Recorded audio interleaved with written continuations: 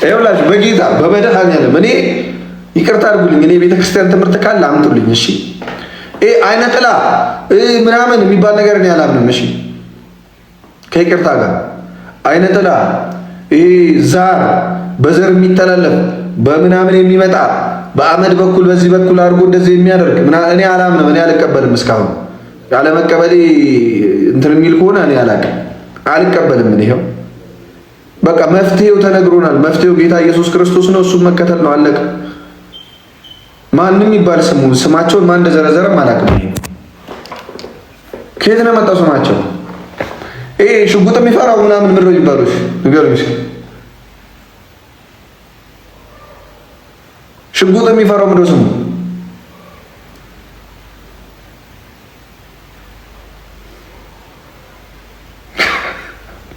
ቀልደኛ እኮ ነው ሴጣን። እግዚአብሔር ሴጣን ቀልድ እኮ ነው። እኔ እስከማውቀው ጌታ ኢየሱስ ይቅር ይበለኝ። እንግዲህ እኔ በደንብ የሚያውቁ ሰዎች እስኪ ጠይቃሉ። በሽጉጥ የሚወጣ ሴጣን ካለ ሙድ እያዘባችሁ ነው። እሺ በጎማ አጭሳችሁ የሆነ የጅብ እንትን ተኩሳችሁ ወይ ደግሞ ይሄ የሆነ ጭስ የማይወድ እንትን የማይወድ ከዛ ደግሞ ይሄ በዘር የሚተላለፈው አለ አይደለ? ሲመጣ አሁን ወደ ልጅ እናትየው ይህንን አላምንም። ሲጀመርሙ ሰይጣን አለ ብዬ አምናለሁ። ያ ሰይጣን ስልጣን ያለውን የሚያምነውን ሰው ያጠቃል። ይሄ ግን የሰይጣን ምክንያት ነው። አለቀ። እሺ እንጂ አይነ ጥላ እንደዚህ የሚያደርግ ተብሎ የተከፋፈለው ነገር እኔ አላውቅም እስከዛሬ። ከይቅርታ ጋር ካለ ቤተክርስቲያናዊ ትምህርት ካለ አምጡ። ቤተክርስቲያናዊ ትምህርት ከሌለ ማስረጃ ግን የሰይጣን ኢንተርቪው ከሆነ እኔ አልሰማችሁም። እሺ ማስረጃ ስላችሁ የሆነ ቪዲዮ ካሳያችሁ ሰይጣን ኢንተርቪው እየተደረገ ዛሬ ከአባቷ ትልቅ ምናምን እኔ አልሰማም። እኔ አልቀበልም የሰይጣን ምስክርነት። ከይቅርታ ጋር የሚጠይቀኝ ካለ ይጠይቀኝ። ሰይጣን ሁልጊዜ እኛን መግደል ይፈልጋል። ሰይጣን ሁልጊዜ እኛን ጥፋት ይፈልጋል።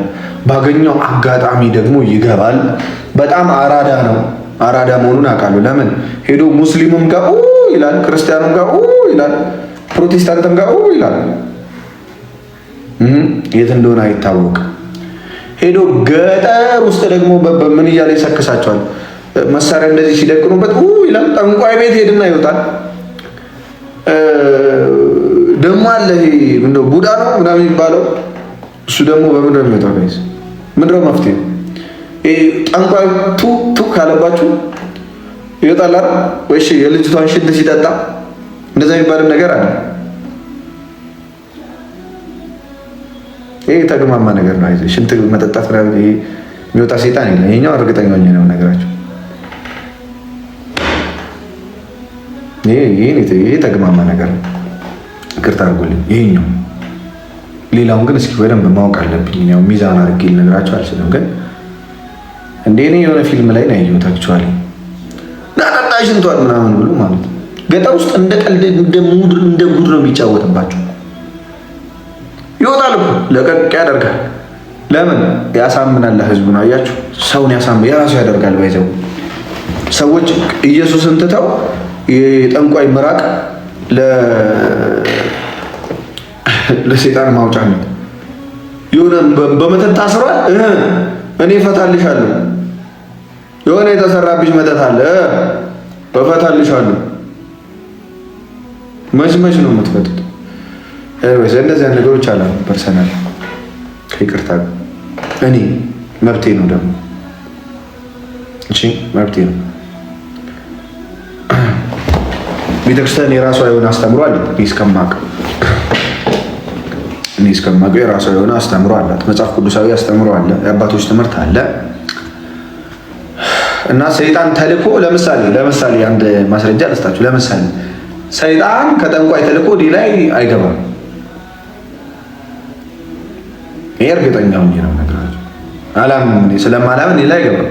የሚያምኑት ላይ ሊገባ ይችላል። ከጠንቋይ ተልኮ ሊገባ ይችላል። የሚያምኑት ላይ አማኞች ነው። እኔ ላይ ከጠንቋይ የሚለክ መተት ነው የሚባለው ነገር አይሰራም። ለምሳሌ እኔ ስለማላምንበት ሲጀመር አቅም ቢኖረው አሁን እኔ ላይ ከመግባት ወደኋላ ስለማይል በየትኛውም ቦታ ሰይጣንን ኢንተርቪው አድርጋችሁ ሰይጣን እያወራ ከሆነ እየዋሸ ነው ማለት ነው። እሺ እኔ አላውቅም። የሰይጣንን ኢንተርቪው አድርጎ ከዛ የሰይጣንን ኢንተርቪው ደግሞ እንደ እውነት ተቀብሎ ሰውና ሰው የሚያጋጭ ሰይጣን የሐሰት አባት ነው አይደል እንዴ? የሐሰት አባት እኮ ነው። እውነት የሚባል ነገር እኮ አያውቅም።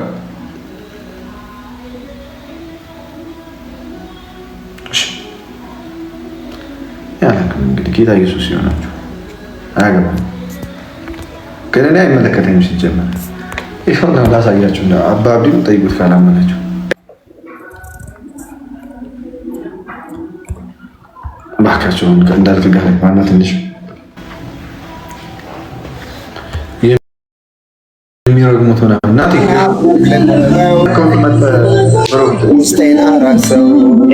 የበሌ አንተን አለ የበሌ አካውንት ነው ኢየሱስ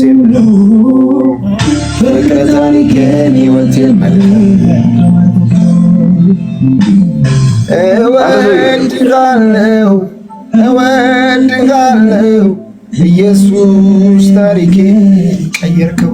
ስማ ብራዘር እንዴት ነህ? በእናትህ አውይዝ ላይፍ ብራዘር ላይፍ ምን ተደግፈህ ነው ግን እንደዚህ እግርህን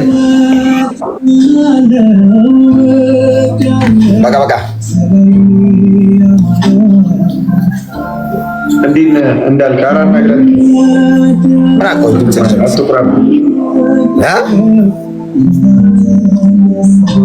አናግረን እንጂ ስንት ናችሁ? እንዴ ከታች እኮ ፒፓ አለ እኮ እንዴ ምን እሺ፣ ሰላም በላችሁ። ሁሉንም ከጌታ ጸጋና ሰላም ይብዛላችሁ። ሰላም ተብላችኋል። ከእንዳልካቸው ዘነበ ዘካርያስ ዱክሌ የጳውሎስ ሰላምታ ነው አይደል? ከእግዚአብሔር ከአምላካችን ከጌታም ከኢየሱስ ክርስቶስ ጸጋና ሰላም ይብዛላችሁ። ጸጋና ሰላም። ጸጋ ለምንድን ነው የቀደመው? ለምን ይመስላል ኤርሚ? ጸጋና ሰላም ማለት ጸጋና ሰላም። ይሄ ሰላምታ ቦርናጌን ላደረጉት ብቻ እንደሚሰራ ታውቃለህ? ቦርናጌን ላደረገ ሰው ክርስቶስን ለሚያውቅ ሰው ነው ሲጀመር ጸጋና ሰላም ይብዛል የምትለው። ምክንያቱም ጸጋው በእምነት አድኗቸዋል ስለሚል፣ እንደገና ደግሞ የጸጋው ክብር ይመሰገን ዘንድ ለሚል በጸጋው መዳን ለሚያምኑ ለነሱ። ስማ፣ ለምን ጌም የጫወትን ያሸነፈ ሰው አይሰብክም? ስለ ኢየሱስ ለምን አያወራ? ያስ ጌም ይቀርና ይሰበከ ለፍቀደ አይ እኔ ደስ ነው ከአንተ ስለ ኢየሱስ መስማት። ምን እናደርጋለን? ጌም ከሆነ ዝም ብለን ጌማችን እንጫወታለን። እሺ እንጫወት፣ ግን አንተ ስበት ስብከት ከሆነ ግን ይኸው እንሰባበካለን፣ ችግር የለውም።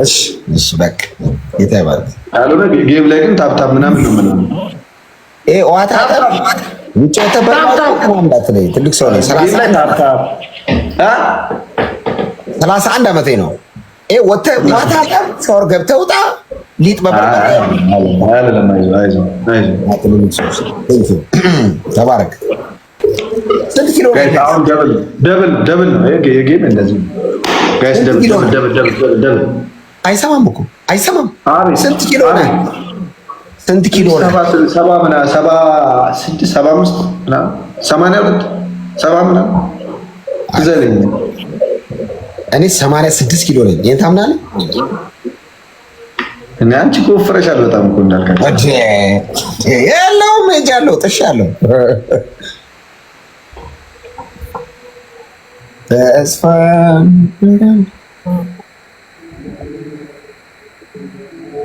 ካሸነፍኩ እኔ የምልህን መዝሙር ትከፍታለህ። የአቤልን ኧረ ባታሸንፍም ከፍታለሁ። እንደም የአቤል እኮ ነው። አቤል አንድ የምወድለት መዝሙር አለ። ገጽ የኔ ቤተሰቦች አሉ ለካ። ጌታ ይባርካችሁ፣ ተባረኩ። ታላቅ የሆነው ስምን እጠራ። ዛሬ ጰራቅሊጦስ ነው እንዳልክ ታውቃለህ ወይ? በኋላ እናወራለን። ጋይስ ኤቭሪባዲ ጰራቅሊጦስ ጰራቅሌቴ ነው ትክክለኛው የዕብራይስጡ የእንትኑ አጠራሩ ጰራቅሌቴ ይባላል። ጳራቅሊጦስ ወደ አማርኛው ሲመጣ ጋይስ አንድ ዶናት መንፈስ ቅዱስ እናወራለን ዛሬ ከአብና ከወልድ ስለምንሰግድለት ስለምንገዛለት ኤልሲቾ የናት ቲንክ ሶ ማች ጋይስ አንድ ዶናት ኤርሚያስ አበበ ጋር ማነው ኤርሚያስ እውነቱን ማነው ኤርሚያስ ኤችዲ ጋር ተባረኩ ጋይስ ትሪፕል ጋይስ ሌትስ ጎ ጋይስ ትሪፕል ፕሮፌሰር ንጉስ ይወዳል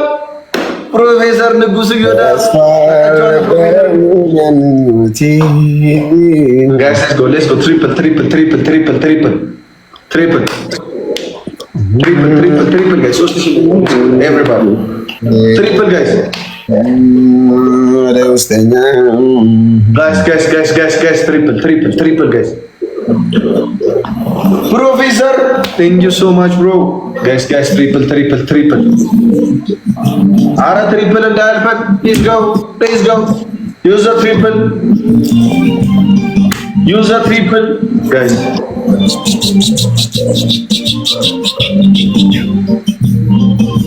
And the guys triple. Oh, Atta. Oh, thank you so much. Sate. Legavano, give me. Look at the shadow, you Davi. Give me.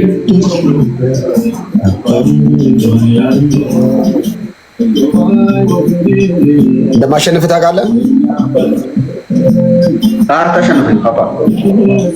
እሺ ነው ፈረንጅ ነው እንግዲህ የሰጠኝ አይደለ ምናምን ትባል። ቴንክ ዩ ፈረንጅ ተባረከች። ተመልከት ተውቁት ላይ ሰብለ ምናምን ነው ይላል ምካል ፈረንጅ ነው ማለት ፈረንጅዬ እያላችሁ ሁላችሁ ቴንክ ዩ ፈረንጅዬ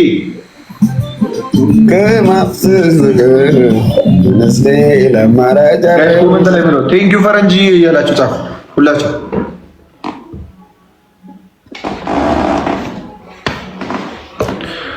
ደብል ታብ ጋይስ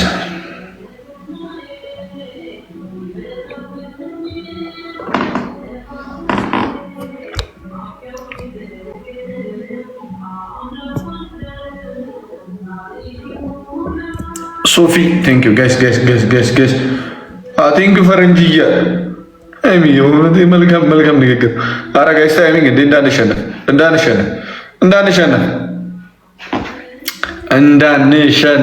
ጋይስ እንዳንሸነፍ ጋይስ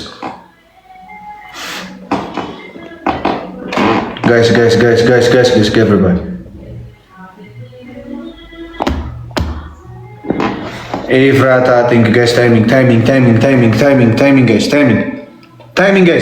ታይሚንግ መጨረሻ ላይ ጋይስ እንዳንበላ ምን እሺ እንዳልክ ላይ ያሸንፈን። እኔ የስንት ዓመት ጌመር እኮ ነኝ። ተው እንጂ እኔ የስንት ዓመት ጌመር እኮ አይ እውነት እንዴ መሬት ላይ ያለችው ጌመር ማን ነው? መሬት ላይ ያለው ኤርሚስቲ ስለ መንፈስ ቅዱስ ንገረኝ። ስለ ጳራቅሊጦስ ከጌም በኋላ ነው ወይስ አሁን ጌሙን እናቋርጠው? እንደዛ ስለማላረግ ነው። ጌም የተጫወኩ አላወራም። ስለ ይቻላል አቋርጠው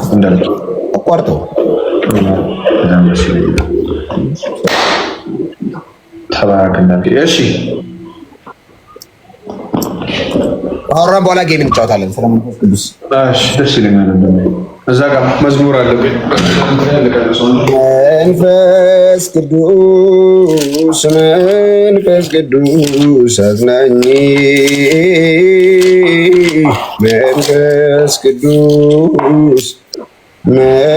መንፈስ ቅዱስ አቅሜ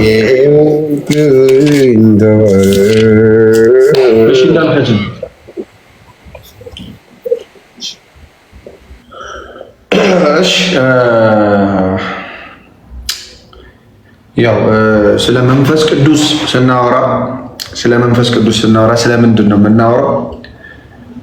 ስለ አንዱ አምላክ እናወራለን። ይህ አንዱ አምላክ እግዚአብሔር የሚባለው ያለና የነበረ የሚባለው በብሉይ ኪዳን የተገለጸው ያ አምላክ ራሱን ገለጠ። በአባት ገለጠ፣ በልጅ ገለጠ፣ በቅዱስ መንፈስ ደግሞ ገለጠ። ያ የገለጠው ደግሞ ከዘላለም እስከ ዘላለም የሚኖር። ስለ መንፈስ ቅዱስ ስናወራ እንደው አዲስ ኪዳን ላይ ድንገት ብቅ ያለ ሳይሆን በብሉይ ኪዳንም ቀድሞ በነቢያት የተነገረ ከዛም በኋላ ጌታ ኢየሱስ ክርስቶስ መጥቶ ያረጋገጠው ከዛም ደግሞ ሐዋርያት የሰበኩት ነገር ነው። ስለ መንፈስ ቅዱስ ስናወራ ስለ እግዚአብሔር አንዱ አካል ስለ አንዱ ግብር እያወራን ነው፣ ወይም ስለ አንዱ ስራ እያወራን ነው። ለምሳሌ በብሉይ ኪዳን ላይ በመጽሐፈ ምሳሌ ምዕራፍ 30 ከቁጥር 3 ጀምሮ ስታነበው ስለ አባትና ስለ ልጅ ይናገራል። በብሉይ ኪዳን ያው እነዚህ አሁን ያሉት እስራኤላውያን ባይረዱትና ስለ ሥላሴ ያላቸው ምልከታ የተዛባ ቢሆንም ነቢያት ግን ያምኑ ነበር። ለምሳሌ ቀድሜ ስለ ሀሳቡ ለመናገር ያህል ነው። እሺ ጋይስ መጽሐፈ ምሳሌ ምዕራፍ 30 ከቁጥር 3 ላይ እንዲህ ይላል፣ ጥበብን አልተማርኩም ቅዱሱንም አላወቅኩም፣ ወደ ሰማይ የወጣ የወረደ ማን ነው? ወደ ሰማይ የወጣ የወረደ ማን ነው? ነፋስንስ በእጁ የጨበጠ ማን ነው? ውሃንስ በልብሱ የቋጠረ ማን ነው? የምድር ዳርቻን ሁሉ ያጸና ማን ነው? ይህን ታውቅ እንደሆነ ስሙ ማን ነው? የልጁ ስም ማን ነው? ይህም የት ነው ያለው? እስራኤላውያን አሁን በያዙት መጽሐፍ ብሉይ ኪዳን ብለን እኛ የምንጠቀመው እኛ ክርስቲያኖች ድንገት ብቅ እንዳለ ማለታችን ቀድሞ የተተነበየን የትንቢት መጽሐፍ እንይዛለን፣ በእጃችን ላይ እናምናለን፣ እንቀበላለን። ስለዚህ እግዚአብሔር በአባትነት በልጅነት ነበረ ማለት ነው። በሌላም በኩል በመዝሙረ ዳዊት ላይ መዝሙር 104 ከቁጥር 30 ላይ እንዲህ ይላል፣ መንፈስህን ትልካለህ ይፈጠራሉ፣ የምድርንም ፊት ታድሳለህ። ምን ታደርጋለህ? መንፈስህን ትልካለህ። የእግዚአብሔር ቅዱስ መንፈስ ይላካል። ምን ያደርጋል? ይፈጠራሉ፣ ይፈጥራል። ስለዚህ አብ ነበረ፣ ወልድ ነበር፣ ቅዱስ መንፈስ ነበረ። መቼ? ከዘላለም እስከ ዘላለም። እሺ፣ ከዘላለም እስከ ዘላለም ነበረ። ከዛ ውስጥ ግን ኃይል ስለሆናቸው ስለ ዛሬው ቀን ስናወራ ኃይል የሆናቸው ወደ እውነት ሁሉ የሚመራቸው ቅዱስ መንፈስ አለ። ስለሱ ቀን እናወራለን። በዚህ ይሄ ቀን በጣም ክርስትና ውስጥ በጣም ወሳኝ ቀን፣ እግዚአብሔር ስለ ልጁ በቅዱስ መንፈስ በኩል በሐዋርያት በኩል በኃይል በምድር ላይ የተገለጠበት ቀን፣ ምናልባትም የአዲስ ኪዳን ያ በአዲስ ኪዳን ኃይል የተገለጠበት ቀን ነው። እውነት ተገለጠ። ስለዛ እውነት ደግሞ የሚመሰክር ኃይል ተገለጠ። ማን የሚባል? ቅዱስ መንፈስ የሚባል ወይም ደግሞ መንፈስ ቅዱስ የሚባል። ለምሳሌ በዮሐንስ ወንጌል ምዕራፍ 16 ከቁጥር 12 ላይ ጌታ ኢየሱስ ክርስቶስ ለሐዋርያት ይነግራቸዋል። ብዙ ነገር ይነግራቸዋል። ከዛስ ምን ይላቸዋል? የምነግራችሁ ገና ብዙ ነገር አለኝ ይላቸዋል። የምነግራችሁ ገና ብዙ አለኝ ይላቸዋል። ነገር ግን አሁን ልትሸከሙት አትችሉም አላቸው። አያችሁ፣ ሰዎች ዝም ብሎ በስጋዊ ሐሳብ ሊሸከሙት የማይችሉትን ነገር ጌታ ኢየሱስ ክርስቶስ ይዞታል። ከዛ ግን እርሱ አላቸው። አያችሁ፣ እንድንሸከም ደግሞ የሚያስችለን ማን እንደሆነ። ግን እርሱ የእውነት መንፈስ በመጣ ጊዜ ወደ እውነት ሁሉ ይመራቸዋል፣ የሚሰማውንም ሁሉ ይናገራል እንጂ ከራሱ አይናገርም። ዝም ብሎ ከራሱ ብቅ ያለ መንፈስ አይደለም። ከማን የሚወጣ ነው? ከእግዚአብሔር ወጥቶ የሚመጣ ነው። እሺ፣ የሚሰማውን ሁሉ ይናገራል። አካል አለው፣ ምንጭ አለው የሚናገርበት። ዝም ብሎ ብቅ ያለ ነገር አይደለም። ከራሱ አይናገርም። ከራሳቸው የሚናገሩ አሉ፣ ከራሳቸው የሚናገሩ መንፈሶች። የሚመጣውንም ሁሉ ይነግራቸዋል። እርሱ ያከብረኛል፣ ለእኔ ካለኝ ወስዶ ይነግራቸዋል። ለአብ ያለው ሁሉ የእኔ ነው፣ ስለዚህ ለእኔ ካለኝ ወስዶ ይናገራቸዋል አልሁ ያ ብሎ ይመሰክራል። ስለዚህ ስለ ቅዱስ መንፈስ ይመሰክራል። አሁን እኛ ከማን ነው የምንሰማው ማለት ነው? ስለ ኢየሱስ ከቅዱስ መንፈስ ነው የምንሰማው። አያችሁ፣ ስለ ኢየሱስ ክርስቶስ ከሌላ ቦታ እንሰማለን። ስለ ኢየሱስ ክርስቶስ ለምሳሌ ከሐዋርያት እንሰማለን። ለምን? ሐዋርያት ስልጣን ተቀብለዋል። ስለ ኢየሱስ ክርስቶስ ከሐዋርያት ደቀ መዝሙሮች እንሰማለን። ለምን? ከሐዋርያት እነሱም ስልጣን ተቀብለዋል። መንፈስ ቅዱስ ሾማቸዋል።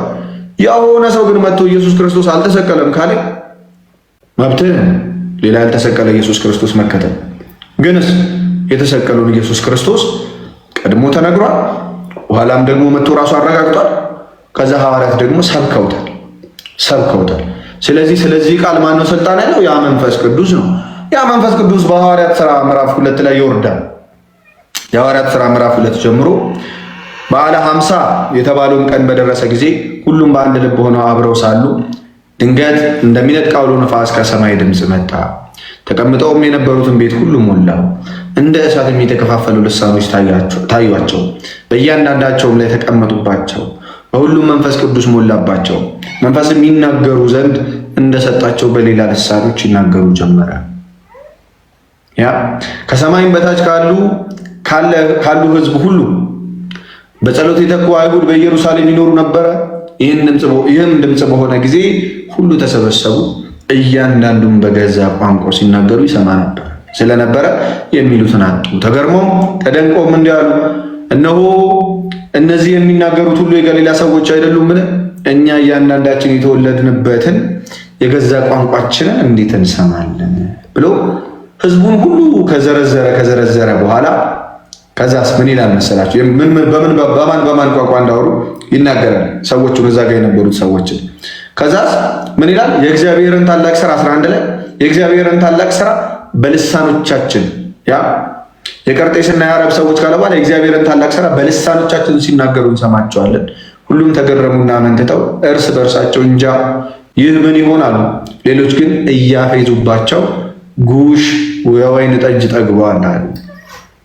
ሁለት ሰዎች አሉ የመንፈስ ቅዱስን ቃል ሰምተው አንዳንዶቹ ሰካራም የሚሉ አሉ። አንዳንዶቹ ደግሞ የመንፈስ ቅዱስን ቃል እየሰሙ የሚደነቁ በታምሩ የሚደነቁ ሰዎች አሉ። ስለዚህ መንፈስ ቅዱስ በኃይል ራሱን ገለጠ። መንፈስ ቅዱስ በኃይል ራሱን ከገለጠ በኋላ በሰዎቹ ላይ ተቀምጦ ሰበከ። ሲሰብክ ደግሞ ባይዘው መንፈስ ቅዱስ በጣም የሚገርመው ማንን ምን መስበክ እንዳለበት ያውቃል። ማንን ምን መስበክ ብቻ ሳይሆን እንዴት መስበክ እንዳለበት ጭምር ተናግሮ ያውቃል። በጣም የሚገርመው መንፈስ ቅዱስ በጴጥሮስ ሆኖ ሲናገር ለአይሁዳውያን ቀጥታ ዝልል ብሎ ምን አላደረገም። በቃ ኢየሱስ ክርስቶስ አምላክ ስለሆነ ይሄ በብሉይ ኪዳን የምታመልኩት አምላክ ኢየሱስ ነው ብሎ አይደለም የጀመረው ንግግሩ። እንዴት ቢነግራቸው ሊረዱት እንደሚችሉ ያውቃል።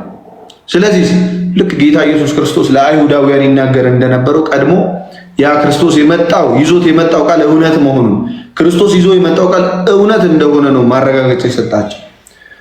እንዲህ ይላል። ነገር ግን ጴጥሮስ ከ11 ጋር ቆመ፣ ድምፁን ከፍ አድርጎ እንዲህ ሲል ተናገራቸው። አይሁድ በኢየሩሳሌምም የምትኖሩ ሁላችሁ ይህ በእናንተ ዘንድ የታወቀ ይሁን፣ ቃሎቼንም አድምጡ። ለእናንተ እንደመሰላችሁ እነዚህ የሰከሩ አይደሉም፣ ከቀኑ 3ኛ ሰዓት ነውና። ነገር ግን ይህ በነቢዩ ኢዩኤል የተባለው ነው። እግዚአብሔር ይላል በመጨረሻው ቀን እንዲህ ይሆናል፣ ሥጋ በለበሰው ሁሉ ላይ ከመንፈስ ያፈሳለሁ። ወንዶችና ሴቶች ልጆች ትንቢት ይናገራሉ፣ ጎበዞቻችሁም ራእይ ያያሉ፣ ሽማግሌዎችም ሕልም ያያሉ። ደግሞም በዚያች ወራት በወንዶችና በሴቶች ባሪያዎቼ ላይ ከመንፈስ ያፈሳለሁ፣ ትንቢትም ይናገራሉ። ድንቆችን በላይ በሰማይ ምልክትንም በታች በምድር እሰጣለሁ። ደምም እሳትም የጢስ ጭጋግም ይሆናል። ታላቅ የሆነ የተሰማም የጌታ ቀን ሳይመጣ ፀሐይ ወደ ጨለማ ጨረቃም ወደ ደም ይለወጣሉ። የጌታን ስም የሚጠራም ሁሉ ይድናል። የእስራኤልም ሰዎች ይህንን ቃል ሰሙ። ራሳችሁንም የእስራኤልም ልጆች ይህንን ቃል ስሙ። የእስራኤል ልጆች ይህንን ቃል ስሙ። የእስራኤል ሰዎች ሆይ ይህንን ቃል ስሙ። ራሳችሁ እንደምታውቁ የናዝሬቱ ኢየሱስ እግዚአብሔር፣ አያችሁ ጅማሬው እግዚአብሔር ከትንቢት ጀመረላቸው ስለሚያውቁ መጽሐፉ እግዚአብሔር በመካከላችሁ በእርሱ በኩል ባደረገው እግዚአብሔር በማን በኩል በክርስቶስ በኩል ባደረገው ተአምራትና በድንቆች በምልክቶችም ከእግዚአብሔር ዘንድ ለእናንተ የተገለጠ ምንድን ነበር አላቸው? ሰው ነበረ። እርሱንም በእግዚአብሔር በተወሰነው ሐሳቡና በቀደመው ዕውቀቱ ተሰጥቶ በአመፀኞች እጅ ሰቅላችሁ ገደላችሁት። ሰው ነበረ፣ ሰቅላችሁ ገደላችሁት። እሺ ቀጠለ። እግዚአብሔር ግን የሞትን ጣር አጥፍቶ አስነሳው፣ ሞት ይይዘው ዘንድ አልቻለምና።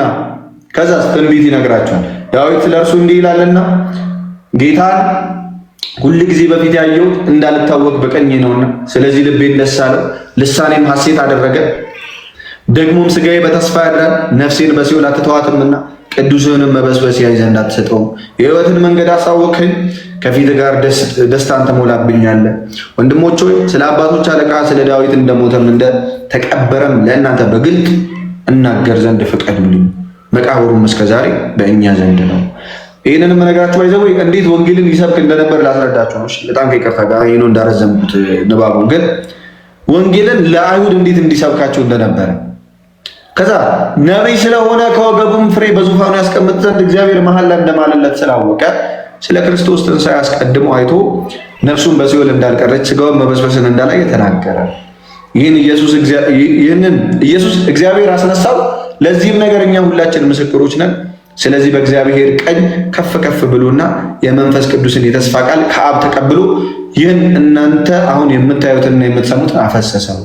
ዳዊት ወደ ሰማያት አልወጣምና፣ ነገር ግን እርሱ አለ እግዚአብሔር ጌታ ክርስቶስም እንዳደረገው የእስራኤል ወገን ሁሉ በእርግጥ ይወቅ አለ።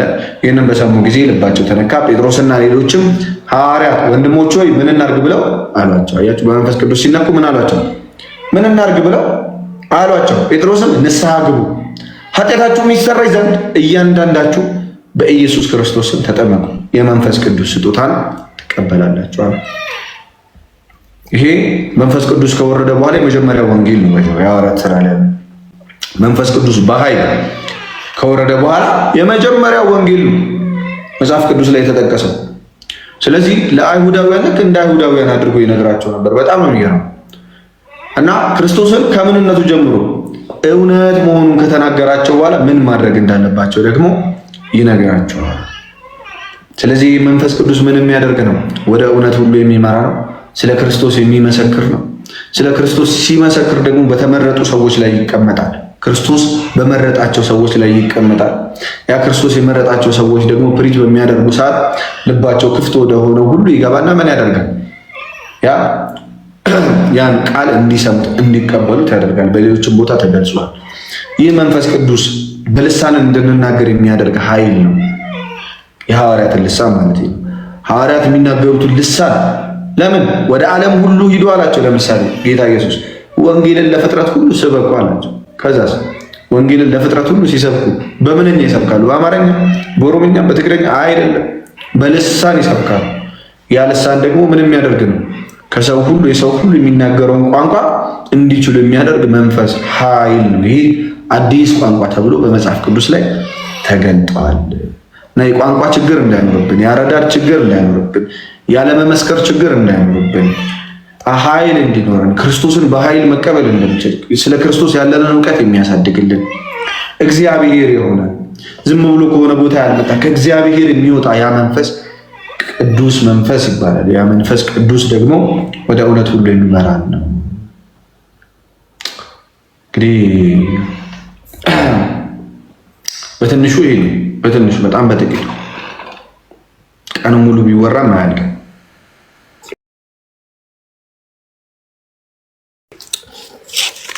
ተባረክ። ስለ ጌታ መንፈስ ቅዱስ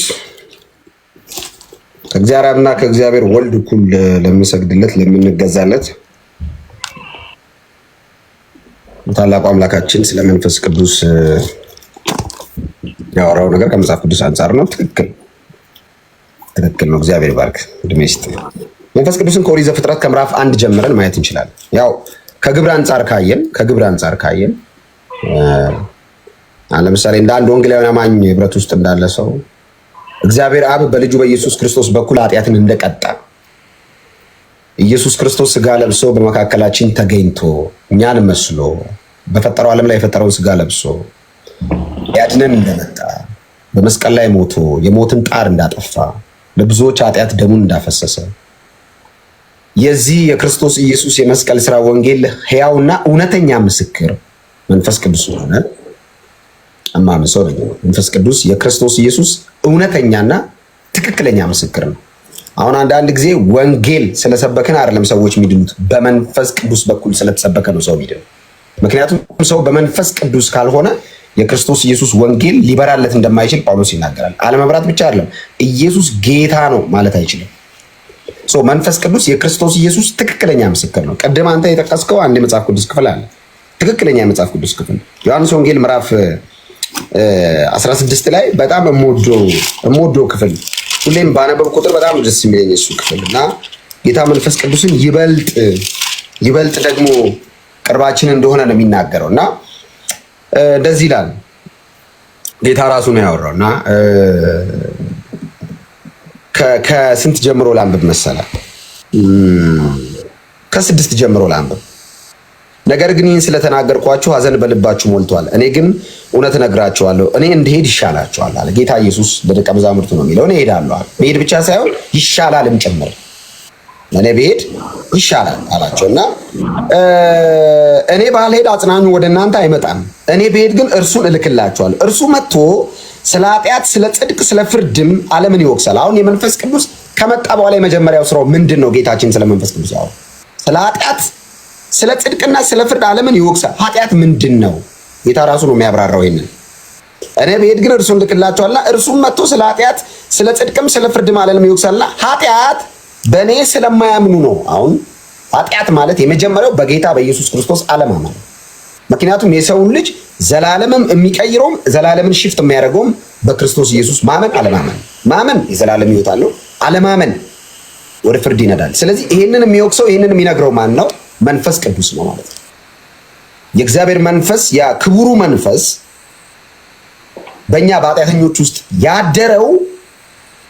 ያደረው የክርስቶስ ኢየሱስን ደም አይቶ ነው ባይዘው እንጂ እኛ ፐርፌክት ሆነን አይደለም። መንፈስ ቅዱስ እጅግ ጄኒውን ነው፣ በጣም ንጹህ ነው፣ በጣም ጻድቅ ነው። ከአብና ከወልድ እኩል ቅድስናው ፐርፌክት ነው።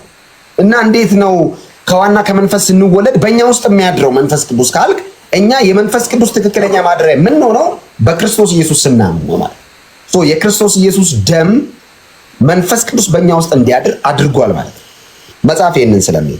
ስለዚህ በእኔ ስለሚያምን አለ፣ ስለ ጽድቅም ወደ አብ ስለመሄድ ከዚህ በኋላ ስለማታዩ ነው፣ ስለ ፍርድም የዚህ ዓለም ገዢ ስለተፈረደበት ነው ይልና የምነግራችሁ ብዙ አለኝ አለ ጌታ። ቅድሜ እናንስታል የምነግራችሁ ብዙ አለኝ፣ ነገር ግን አሁን ልትሸከሙት አትችሉም። አሁን ብነግራችሁ ያለ መንፈስ ቅዱስ አትችሉትም። ጌታ ነው ይሄን ያለው። ስለዚህ መንፈስ ቅዱስ ወርዶ በደንብ ይነግራችኋል፣ በደንብ ያብራራላችኋል። የእግዚአብሔር መንፈስ ሌላኛው ስራው ምንድነው? ስለ ክርስቶስ ኢየሱስ ከመመስከር ባሻገር ነገሮችን ማብራት በሚገባን መልኩ መንገር ማለት ነው። የከበደንን ነገር ያቀለናል። ሌላው መንፈስ ቅዱስ የቤተ ክርስቲያን ኃይሏ ነው። ባይዘው መንፈስ ቅዱስ አሁን መንፈስ ቅዱስ የሌለው ክርስቲያን አልጫ ነው የሚሆነው። ባይዘው ምንድነው የሚለው? እንደውም አንድ የሃይማኖት አቦላ አንድ መጽሐፍ ያነበብኩት መንፈስ ቅዱስ የሃይማኖትን አልጫነት ነው ያጣፈጠው። አሁን ከሌላው የምንለየው በመንፈስ ቅዱስ ነው። ብዙ ክርስቲያን የሚል ህብረት አለ። ከሌሎች ክርስቲያን ከሚሉ ህብረት ውስጥ የምንለየው ፐርፌክት መሆናችን የሚታወቀው መንፈስ ቅዱስ ኃይላችን ሲሆን፣ ምክንያቱም ሰባቱንም አብያተ ክርስቲያናት በራዕየ ዮሐንስ የተጠቀሱትን የሰባቱንም አብያተ ክርስቲያናትን ካየ በመንፈስ ቅዱስ የሆነችው አብያተ ክርስቲያን ጉልበቷ ኃይሏ መንፈስ ቅዱስ ነው፣ ራስ ኢየሱስ ነው። ስለዚህ የዚህን የኢየሱስ ክርስቶስን ራሱን የሆነውን ኢየሱስን የማዕዘን ራስ የሆነውን ኢየሱስን ለመግለጥ የቤተ ክርስቲያን አካላቶች ምክንያቱም የሲኦል ደጆች አያናውጡም ስለምን ወደ ሲኦል ወደ ከተማ በሄዱ ቁጥር አሸንፈው ማርከው የሚመጡት በመንፈስ ቅዱስ ነው። አሁን ዝም ብሎ የሆነ ሰው ኢየሱስ ጌታ ነው ኢየሱስ ጌታ ነው በመንፈስ ሲሆን ሰዎች ጋር አልፈው የማንካት አቅም አለ። አሁን የኢየሱስ ጌትነት በሽምደዳ አይደለም፣ በህይወት በመንፈስ ቅዱስ ነው የሚሰበከው። ለዛ ነው ብዙ ሰው ማለት እየፈለገ ኢየሱስ ጌታ ነው ማይለው መንፈስ ቅዱስ ስላላገዘው። ኢየሱስ ጌታ ነው በል ሲባል እኔ አላውቀውም እንዴ ምናምን የሚለው ለማለት የሚያንቀው ነው። እኔ ከራስ ጋር እንዳታያይዝ ለማለት የሚያንቀው መንፈስ ቅዱስ ስለሌለ ነው አብሮ። ምክንያቱም ሰው በመንፈስ ሲሆን ብቻ ነው ኢየሱስ ጌታ እንደሆነ የሚመሰክረው። ስለዚህ መንፈስ ቅዱስ የክርስቶስ ኢየሱስ ያው ምስክር ነው። ሌላው መንፈስ ቅዱስን ስናስብ ስጦታዎቹን እናስባለን። የቤተ ክርስቲያን ስጦታ ይሰጣል መንፈስ ቅዱስ፣ ብዙ ስጦታዎች፣ ትንቢት የመናገር ስጦታ፣ የልሳን ስጦታ፣ የፈውስ አገልግሎት፣ ብዙዎችን ስጦታዎች እግዚአብሔር በመንፈስ ቅዱስ በኩል ለቤተ ክርስቲያን አፍስሷል። ስለዚህ መንፈስ ቅዱስ በክርስቶስ ኢየሱስ ለሚያምኑት አንደኛ በዚህ ዓለም ቤተክርስቲያን ስትኖር ጋርድ ሆና ፕሮቴክትድ ሆና የምትኖረው በመንፈስ ቅዱስ። መንፈስ ቅዱስ ነው ቤተክርስቲያንን የሚጠብቃት ጋርድ የሚያደርጋት። ስለዚህ የቤተክርስቲያን ኃይሏ ነው፣ ጉልበቷ ነው፣ የኃይል ምንጯ ነው መንፈስ ቅዱስ። ስለዚህ መንፈስ ቅዱስን ለታጠቀች ለያዘች ቤተክርስቲያን የሲኦል ደጆች አያናውጧትም ማለት በመንፈስ ቅዱስ ጥበቃው ስላለች ማለት። ስለዚህ መንፈስ ቅዱስ አንደኛ ያጽናናል። ሌላው አጽናኝ መንፈስ ነው። አጽናኝ መንፈስ ነው የእግዚአብሔር መንፈስ። ሁለተኛ ክርስቲያኖችን የግራ መንገዳቸውን በቀኝ ይመራል። ሲስቱ ይመልሳቸዋል፣ ይወቅሳቸዋል። ስለ ኃጢአት ይወቅሳል ብሏል ቅድም ራሱ ጌታ ኢየሱስ ክርስቶስ። ስለዚህ ይሄ ከእግዚአብሔር አብና ከእግዚአብሔር ወልድ እኩል የምንሰግድለት፣ የምንገዛለት፣ የምንንበረከክለት እግዚአብሔር መንፈስ ቅዱስ በክርስቶስ ኢየሱስ ከመስቀል ስራ በኋላ መንፈሴን ሁሉ በኋለኛው ዘመን በስጋ ለባሽ ሁሉ አፈሳለሁ የተባለው ትንቢት ይፈጸም ዘንድ ጌታ መንፈስ ቅዱስ ወርዶልናል ማለት ነው። ስለዚህ መንፈስ ቅዱስ ለቤተ ክርስቲያን ኃይሏ ነው። ኃይልን ደግሞ መቀበል እንዳለብን መጽሐፍ ቅዱስ ይናገራል። ኃይልን ሳትቀበሉ ነው የሚለው ከኢየሩሳሌም አትውጡ ተብሏል። ስለዚህ ኃይል ተቀብለን ነው ይህንን ዓለምና የዚህን ዓለም ሲስተም የዚህን ዓለም ትግል የምናሸንፈው በመንፈስ ቅዱስ ላይ። መንፈስ ቅዱስ ያበረታው፣ መንፈስ ቅዱስ የያዘው፣ መንፈስ ቅዱስ ያጽናናው ሰው ብርቱ ሆኖ ይቀጥላል ማለት ነው። ከሀዘንም ጭምር ያጽናናል፣ ከልብ ስብራት ያጽናናል። እና ክርስቲያኖች በዚህ ዓለም ላይ ሲኖሩ በመንፈስ ቅዱስ ኃይል መኖር እንዳለባቸው፣ መንፈስ ቅዱስ ደግሞ የቤተክርስቲያን ኃይሏ እንደሆነ ጌታ ኢየሱስ ክርስቶስ ለማንም ሰጥቶን አይደለም ሄደው ለመንፈስ ቅዱስ ነው ራሱ ነው የተናገረው። እኔ ብሄድ ይሻላል፣ አጽናኙ ይመጣል። ያ አጽናኝ መንፈስ ቅዱስ ደፋር ያደርጋል። ጴጥሮስ አላቅህም ያለውን ኢየሱስ እናንተ የሰቀላችሁት ብሎ የሰበከው መንፈስ ቅዱስን ሲሞላ፣ ጴጥሮስ የተጠራጠረውን ኢየሱስ፣ ጴጥሮስ በገረድ ፊት 3 ጊዜ ካደውን ኢየሱስ ተዘቅዝቆ ለመሰቀል ለዚህ ወንጌል ለመሞት የተዘጋጀው መንፈስ ቅዱስ አይደለም። መንፈስ ቅዱስን ያልተቀበለው ጴጥሮስና የተቀበለው ጴጥሮስ ይለያያል። በአንድ ጊዜ 3000 ሰው ወደ ጌታ መንግስት ያመጣው ጴጥሮስ በመንፈስ ቅዱስ ኃይል ሰብኮ። አየህ፣ መንፈስ ቅዱስ የድፍረት መንፈስን ጭምር በክርስቶስ ኢየሱስ ጉዳይ ላይ ጨካኝ ነው የሚያደርገው። ሞት እንኳን ከፊት ቢኖር ኢየሱስ ጌታ ነው የምትለው መንፈስን ስትሞላ የፍርሃትን መንፈስ ከውስጥ ያወጣል። ደፋር ነው የምትሆነው። በኢየሱስ ጉዳይ ደፋር ነው የምትሆነው። ምንም ነገር ቢደረደር ከፊት በውስጥ ያለው የእግዚአብሔር መንፈስ ደፋር ነው የሚያደርገው። ኢየሱስ ጌታ እና ይሄ መንፈስ ቅዱስ ነው ዛሬ ደፋር የሚያደርገን። ያግዛል ደግሞ በድካም ሁሉ ነው የሚለው አይደል? መንፈስ በድካም ሁሉ ነው የሚለው ይሄ መንፈስ